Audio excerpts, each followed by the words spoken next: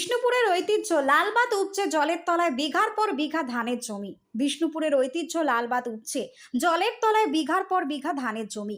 লালবাত উপচে চৌকান এলাকায় প্রায় বিঘার পর বিঘা ধানের জমি জলের তলায়। আর এই নিয়ে প্রচন্ড ক্ষুব্ধ চাষিরা। তাদের অভিযোগ লকগেট উঁচু করে দেওয়া হয়েছে, সেই কারণে জল উপচে চাষের জমি ডুবিয়ে দিচ্ছে। তারা লকগেট নিচু করার দাবিতে সরব হন। অভিযোগ পেয়ে এদিন বিষ্ণুপুর পুরসভার চেয়ারম্যান গৌতম গোস্বামী এবং স্থানীয় কাউন্সিলর এলাকা পরিদর্শন করেন। যদিও লকগেটে থাকা নেটে আবর্জনা আটকে যাওয়ার কারণে সমস্যা তৈরি হয়েছে। কোনো রকম চাষের যোগ্য জমি যাতে ক্ষতিগ্রস্ত না হয় সেই ব্যবস্থা করা হবে। বাঁকুড়ার বিষ্ণুপুর থেকে শেখ শাফিকের রিপোর্ট, টার্গেট বাংলা নিউজ।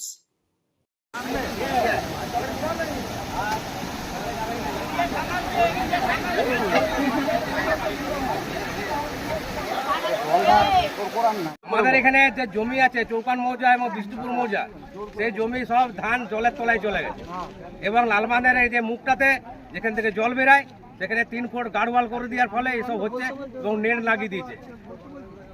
এবং গৌর নন্দী যে লালবাঁধটা লিজ নিয়েছে তার এই কারণের জন্যই এটা হচ্ছে। কিন্তু আমরা 3 পুরুষ ধরে এখানে আমরা বসবাস করছি, কখনো এরকম ঘটনা ঘটে নেই। এই গৌর নন্দী এটা লিজ নেওয়ার ফলে এই আমাদের এই পরিস্থিতি হচ্ছে, সব ডুবে যাচ্ছে, গ্রাম ডুবে যাচ্ছে, শহরের একটা অংশও ডুবে যাচ্ছে। সেই জন্য আমরা বিক্ষোভ দেখাচ্ছি। ওরা লালবাঁধের মুখে যে জল বেরিয়ে নদীতে যেত সেটা 3 ফুট গার্ডওয়াল করে দিয়েছে, সেই জন্য জল ভর্তি যাচ্ছে, তার উপর আবার একটা নেট লাগিয়ে দিয়েছে।